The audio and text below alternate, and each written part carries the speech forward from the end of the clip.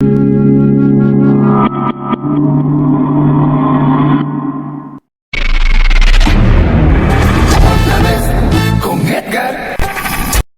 nuestro siguiente invitado nos honra con su presencia en esta oportunidad y qué bueno.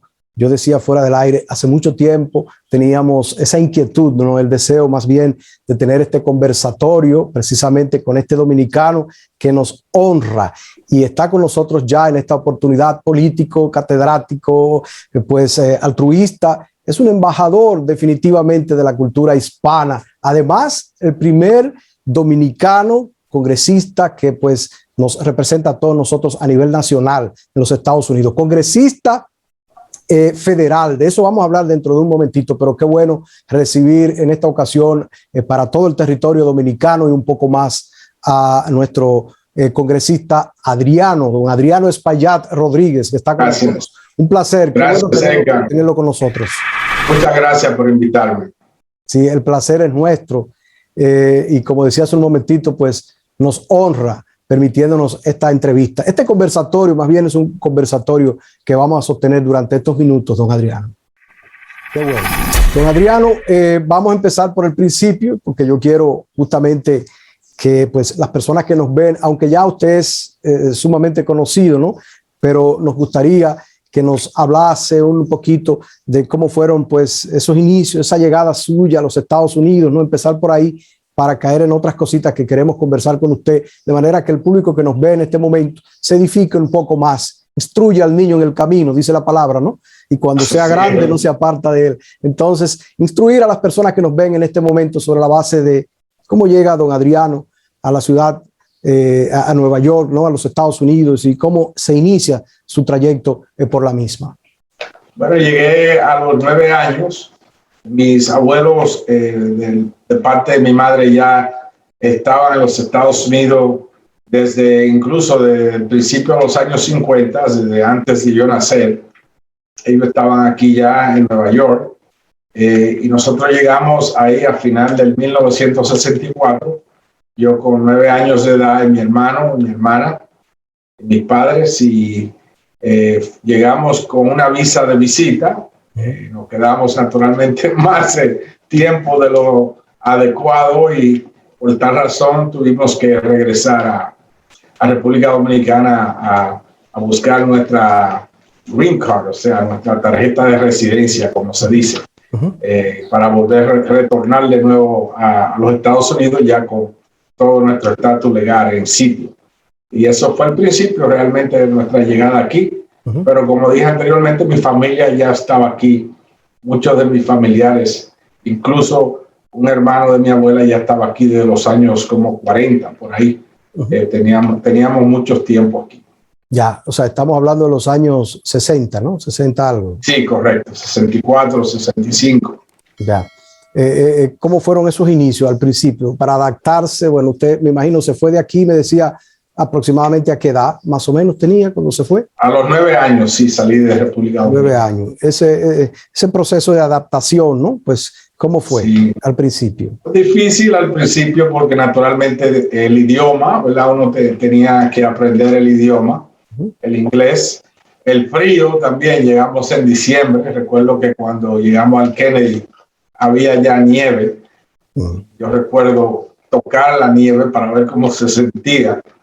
Y recuerdo muy gratamente también cuando cruzamos el puente Triborough, que es una vista espectacular de la ciudad de Nueva York, alumbrada, y ver todos los apartamentos y ese panorama. Yo siempre recuerdo ese día.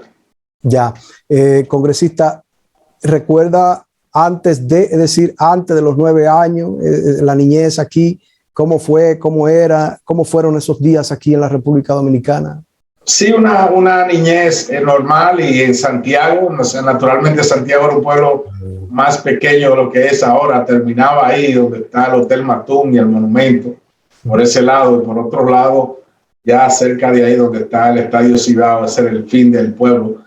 Yo diría que había algunos 300,000 habitantes ahí en Santiago para ese entonces. O sea que era un pueblo pequeño, pero muy cálido. Recuerdo muy cálido, recuerdo el río Yaque, recuerdo todas esas cosas, el carnaval. También recuerdo cuando mataron a Trujillo, yo recuerdo todos los jóvenes movilizándose. Y para mí fue un tiempo muy normal y agradable, y recuerdos muy bonitos de Santiago. Ya, Santiago de los Caballeros, los 30 caballeros, ¿no? Así es. Así es. Bueno, su formación académica, ¿cómo se produce entonces en los Estados Unidos? Bueno, yo allá fui estudiante en la escuela Ercilia Pepín, en Santiago. Y mi maestra fue una señora que se llamó Luz Patria Félix. Pero salí y llegamos aquí entonces a la escuela pública 28. Después entré a una escuela católica y la escuela secundaria católica también. Y naturalmente de ahí a la universidad, a la Queens College en el condado de Queens. Y ese fue mi empeño, ¿verdad? Siempre me gustó la política, por tal razón estudié ciencias políticas y economías. Qué bueno. ¿Alguna influencia, congresista, al inicio, o sea, su llegada a los Estados Unidos, alguna influencia, algo que pudiera usted decir, bueno, me influenció esto básicamente y me atrajo, esa influencia me atrajo al mundo político? Claro, al servicio. Sí. Bueno, sí, bueno, primero una era, los 60 de convulsión, ¿verdad? Una era de cambio, con la lucha de los derechos civiles, la guerra de Vietnam, que se televisaba por primera vez en la noticia de las 6 de la tarde. Por primera vez en la historia de los Estados Unidos, las familias veían en la noticia de las 6 todo lo que estaba sucediendo en la guerra de Vietnam.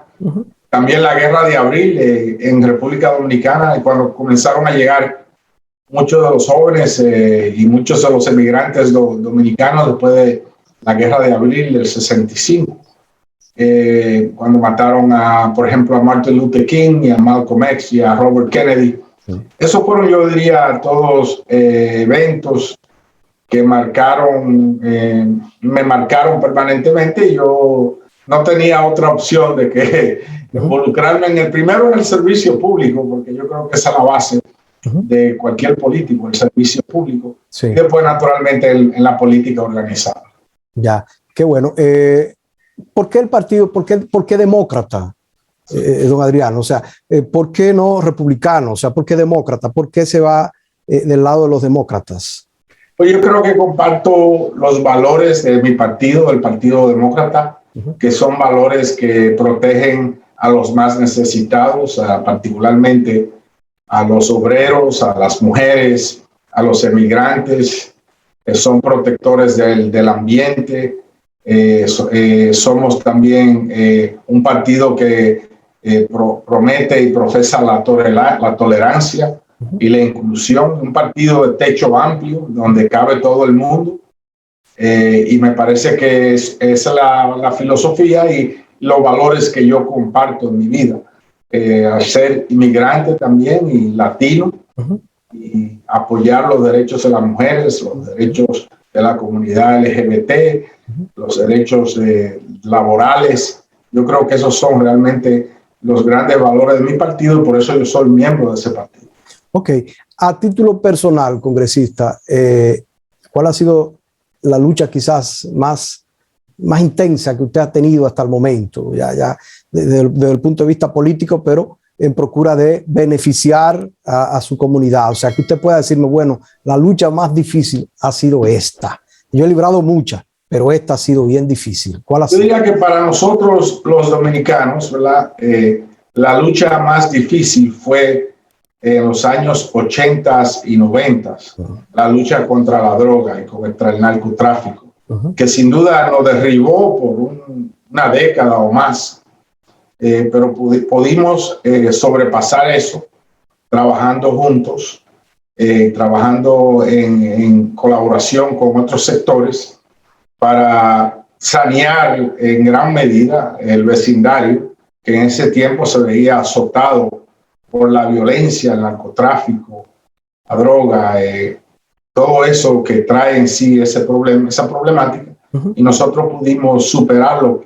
Y ahora realmente todavía existen partes, ráfagas de ese problema, pero nunca al nivel de como existía antes. y pudimos ser muy exitosos como comunidad en luchar en contra de eso. Pero aparte de eso, yo diría que la lucha por la inmigración es una que yo he tratado de abanderar siempre y esperamos que ahora, pronto, si es posible, yo diría que la semana que viene, cuando retornemos a Washington, finalmente aprobemos una especie de reforma migratoria para miles de personas, millones de personas indocumentadas. Ya, de eso le voy a hablar dentro de un momentito porque no quiero dejar pasar algo a propósito de lo que usted dice o decía hace un momentito, ¿no? Sobre lo que se vivió justamente en los años 80, 90, ¿no? Lastimosamente, muchos dominicanos estuvieron envueltos en todas esas situaciones desagradables que se dieron. En los últimos días, congresista, hemos visto como no una ola, pero sí como una pequeña, un pequeño renacer, o algunos revoltosos que de alguna manera han querido dañar la obra que se ha hecho en los Estados Unidos hasta este momento, ¿no? Beneficia la escogencia de Eric Adams como nuevo incumbente, ¿no? Pues para frenar un poquito la situación que viene dándose hasta el momento, conociendo de que, bueno, ya hubieron algunas medidas que fueron retiradas, ¿no? Por las actuales autoridades. Entonces, ¿qué puede usted decirnos de esto? Yo creo que sí, que beneficia, bueno, primero tendrá que ganar en noviembre, sí, porque es el candidato demócrata para las elecciones generales en noviembre, pero yo creo que su candidatura es buena para la ciudad, por tal razón yo lo apoyo. Él fue un ex capitán de la policía, fue senador estatal, nosotros fuimos colegas por varios años en el Senado estatal, en la capital del estado de Albany, en el gobierno estatal. Es una persona que no solo luchó contra el crimen como ex capitán de la policía, pero que también trató de reformar internamente a los policías, al departamento, siendo el presidente y fundador de la organización Los Guardianes, que es la asociación de oficiales afroamericanos, de policías afroamericanos. Y él internamente llevó a cabo una lucha inmensa para que el departamento fuera más sensible con los policías de color y también con las comunidades inmigrantes y de color. Y por tal razón yo creo que exhibe ese equilibrio que es necesario para mejorar la situación en la ciudad de Nueva York. Qué bueno. En principio, en 1989 usted aspiró a concejal, ¿no? ¿Cierto? Eso es correcto, mi primera contienda. Es correcto, su primera contienda. No la ganó, pero bueno, lo proyectó de alguna manera, ¿no? ¿Por qué a concejal? O sea, ¿por qué aspiró a concejal? ¿Cuáles eran las inquietudes que usted tenía en ese momento, congresista? Bueno, fíjate que en ese tiempo mi padre, quien tenía un negocio en el condado de Brooklyn, fue asaltado a mano armada en el edificio donde nosotros vivíamos, y yo acudí al cuartel de la policía para presentar la querella y fui como maltratado, no fui recibido mal, fue recibido mal ahí, y como inmigrante me sentí, y como dominicano me sentí discriminado. Entonces yo pensé que a lo mejor la mejor manera de cambiar la cosa naturalmente es peleando desde adentro. Sí, correcto. Y por eso opté a la contienda de concejales, en un tiempo donde no éramos tantos votantes nosotros, éramos muy pocos, pero aunque perdí, hice muy bien en la contienda, y los periódicos de aquí, incluyendo el New York Times y otros, comenzaron a escribir de mí, y eso yo creo que abrió el paso para que entonces yo pudiera aspirar eventualmente en el 1996 para la Asamblea Estatal. Ok, usted fue asambleísta, ciertamente, ¿no? O sea, sí, fui asambleísta por 14 años, sí. Okay. Y senador por 4 años, por 6 años. Ok, es bueno diferenciar una cosa y otra para que el público que nos ve entienda algunas cosas. Usted fue asambleísta, fue senador, pero ahora es congresista federal, ¿no? ¿Cuál es la diferencia entre unos y otros para que nos edifiquemos? Bueno, aquí en los Estados Unidos existen diferentes niveles de gobierno. A nivel del municipio sí existe el Consejo Municipal, con una sola cámara, que es el Consejo, donde hay 52 concejales y el Ejecutivo es el alcalde.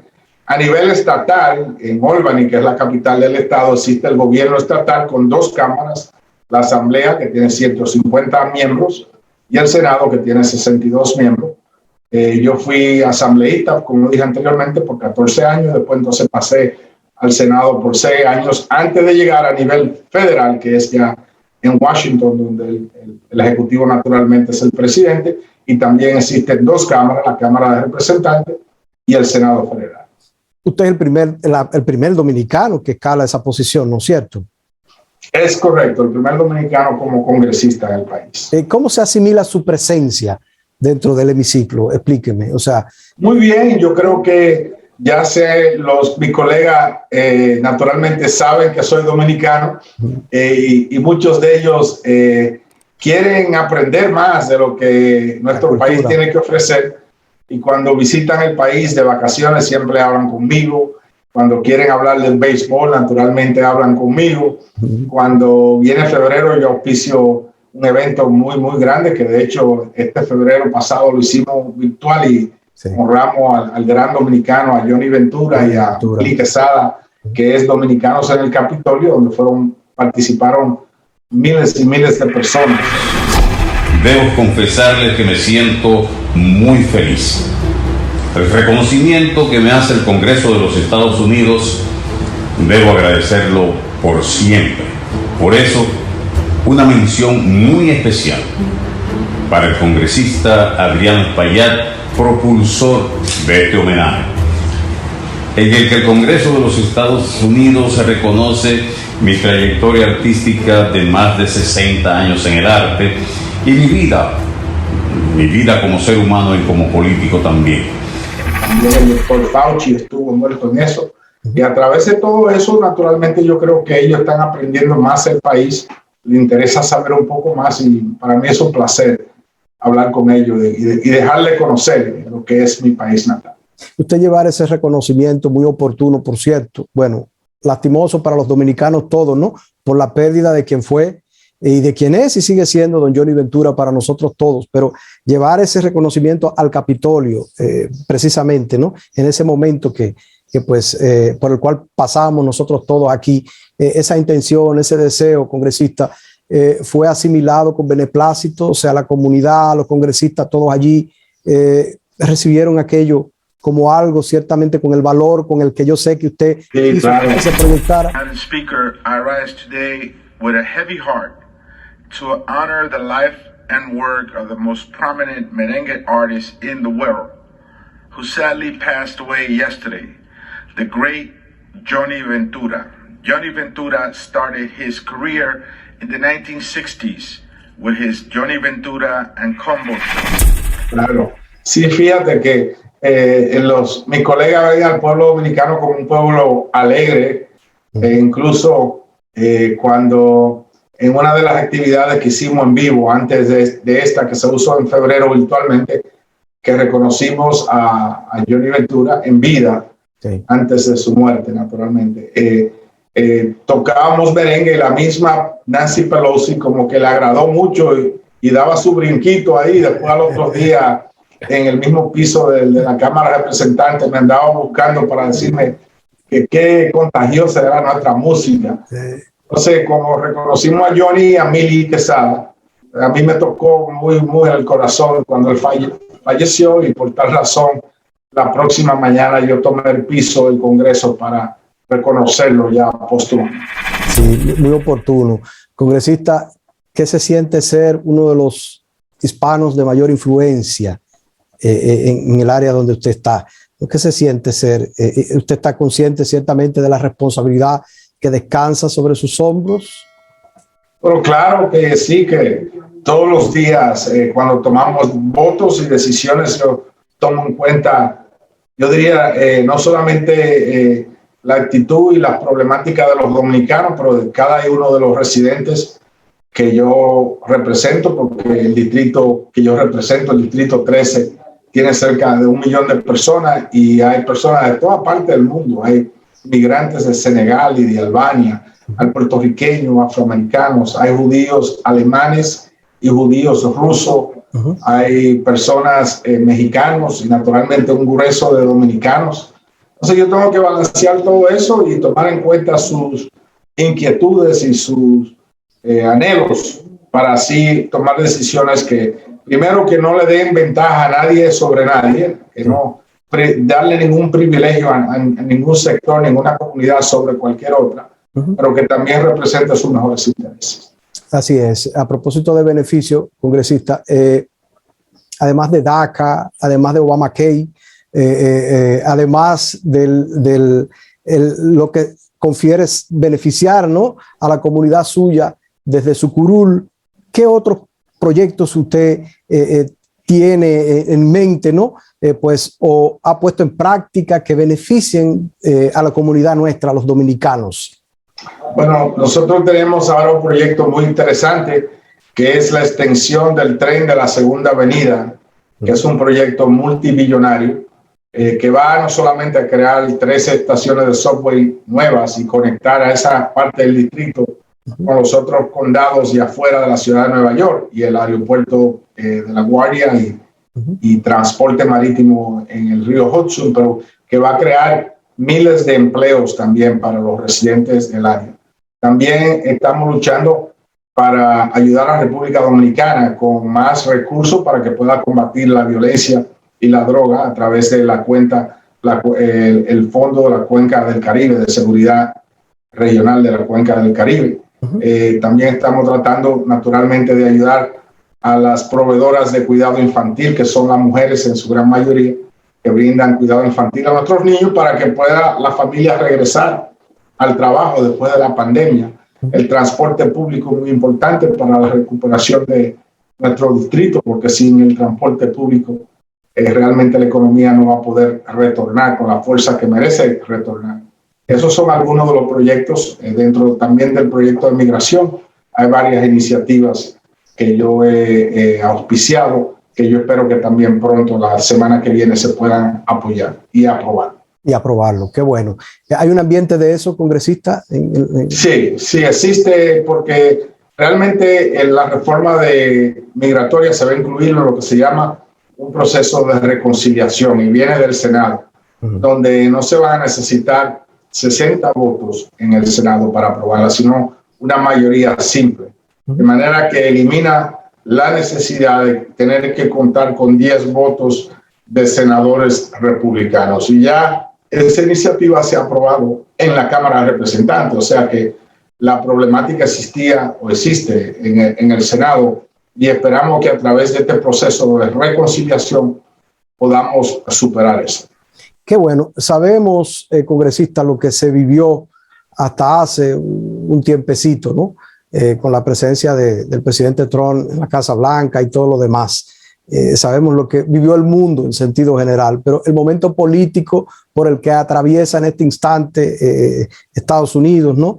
Desde su punto de vista, ¿cuál es? O sea, ¿qué se está viviendo en este momento? ¿Qué se vive en este instante, ¿no?, en los Estados Unidos? Le decía hace un momentito, congresista, con todo respeto, sabiendo nosotros lo que se vivió hasta hace un tiempo, ¿no? Pero queremos más o menos su impresión a propósito de lo que se vive en este momento. El momento político actual de los Estados Unidos, ¿qué refleja? Actualmente la política está un poco polarizada, pero el presidente Biden, que es un adulto y es un líder experimentado, está haciendo todo lo posible. Por ejemplo, vimos cómo ya el Senado aprobó un proyecto de $1 trillón de transporte e infraestructura de manera bipartidista, incluyendo a los mismos senadores republicanos. Eso es importante porque el pueblo norteamericano quiere acciones bipartidistas que se lleven a cabo a través de un consenso político. Correcto.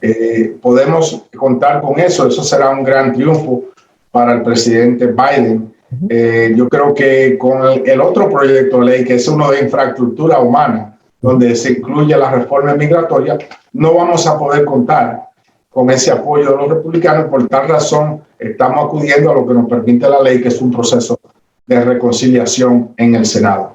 Pero aparte de eso, estamos, como todos países del mundo, cruzando todavía por la crisis más grande de nuestras generaciones, que es la crisis de la pandemia del COVID-19. La administración Biden ha sido bondadosa y muy generosa porque hemos apoyado pequeños negocios con préstamos perdonables, hemos apoyado a la familia con cheques de estímulos y un beneficio de desempleo de casi $1,000 a la semana por persona. Actualmente le dimos un crédito tributario a la familia por el cuidado infantil de $3,000 y pico por niño hasta los 17 años. O sea, una madre con 3 niños menores de 5 años podría recibir $10,200, aumentando también los cupones de alimentos y los otros beneficios que eran críticos y básicos para la sobrevivencia de nuestra familia, pero que a la misma vez vemos hasta el impacto que tuvo esa ayuda en la misma República Dominicana cuando cerró el turismo durante la pandemia.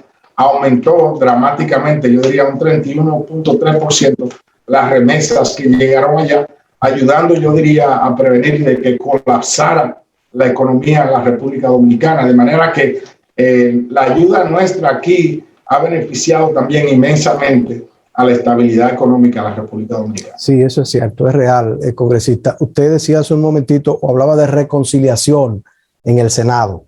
Usted mencionó esa palabra hace un momentito, ¿no?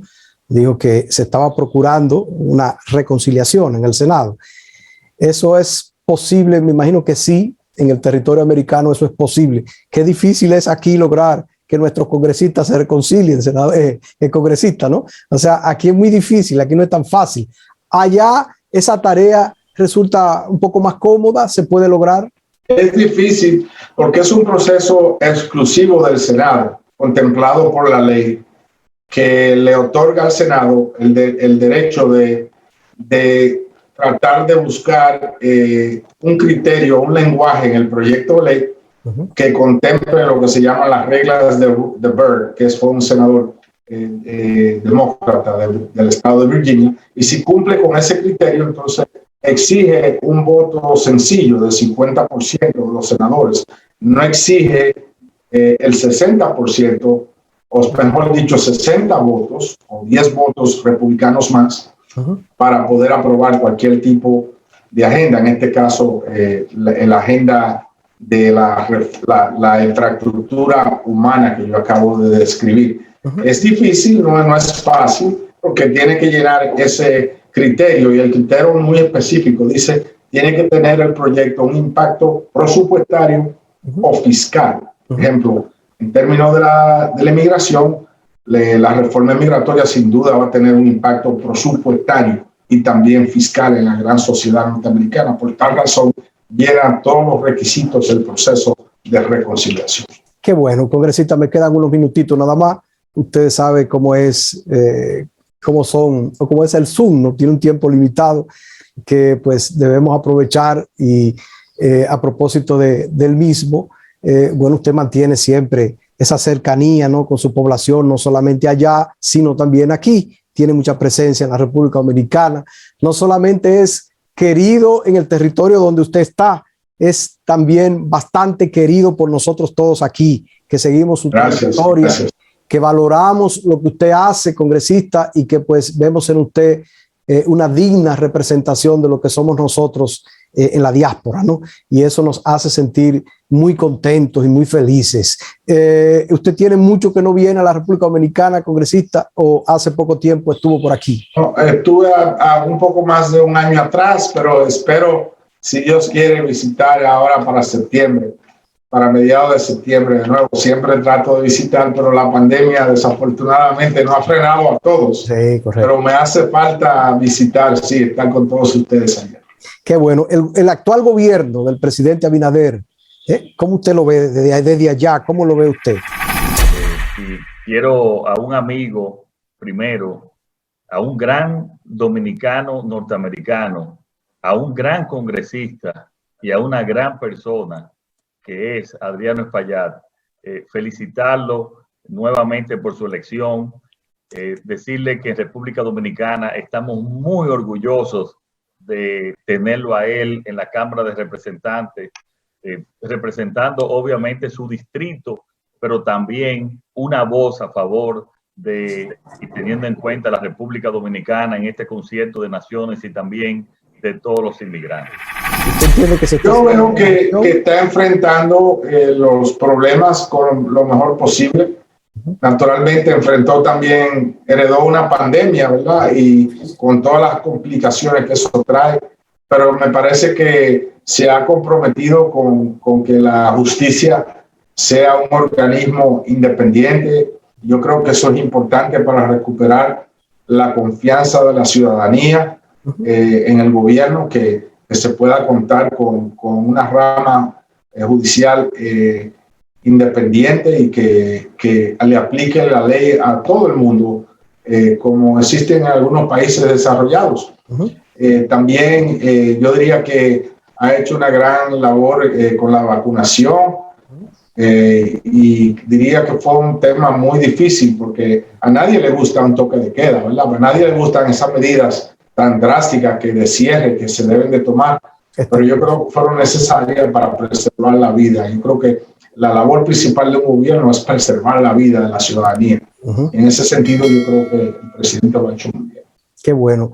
Congresista, de la comida dominicana, ¿qué es lo que más le gusta a usted? Explíqueme, dígame, o sea, ¿cuál es el plato que usted va a mí me gusta mi mangú por la mañana con mi queso frito y salada. Usted es cibaeño, ciertamente lo es. Comienzo a pensar en comida ya por las 6 de la tarde. Por ahí. Qué bueno. El dominicano nunca se desconecta de su país, congresista, ¿no es cierto? Siempre está atento a lo que pasa en su país. ¿Es así? ¿O es una falsa percepción? No, es así. Allá en Washington yo compré el paquete completo para yo poder ver los juegos invernales de Licey Águila. Que por cierto, usted es liceísta, me dicen que usted es liceísta, ¿cierto? Así es. ¿Qué debió ser aguilucho? No lo diga muy alto, los santiagueros no me dejan entrar después.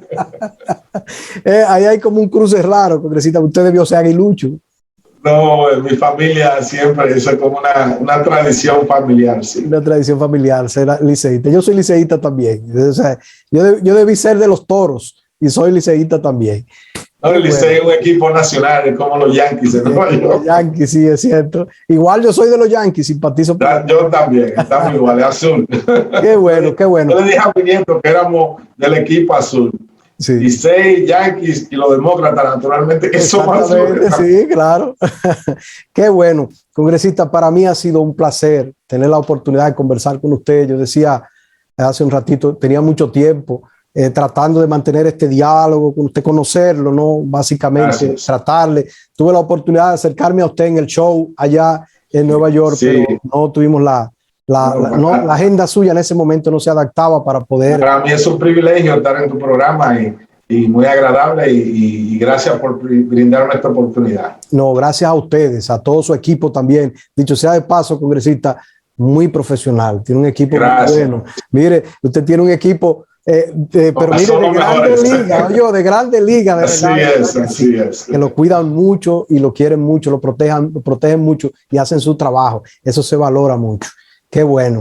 Gracias por estar con nosotros. Decía hace un momentito en la apertura de este conversatorio que, bueno, pues tendríamos la oportunidad de conversar y así lo hemos hecho con un dominicano querido por todos nosotros, político, catedrático, decía, altruista, ¿no? Es un embajador, ciertamente lo es, de nosotros todos los hispanos, y qué bueno que pues nos regalase este tiempo el congresista Adriano Espaillat Rodríguez, que ha estado con nosotros otra vez con Edgar para todo el territorio nacional y el mundo. Qué bueno. Gracias, congresista. Un abrazo. Gracias, Edgar. Gracias por invitarme de nuevo. Y un saludo a todos por allá. Qué bueno. Mucha suerte y que tengamos a Adriano por muchos años más. Gracias. Un abrazo. Gracias a ustedes. Un placer. Me cuidan.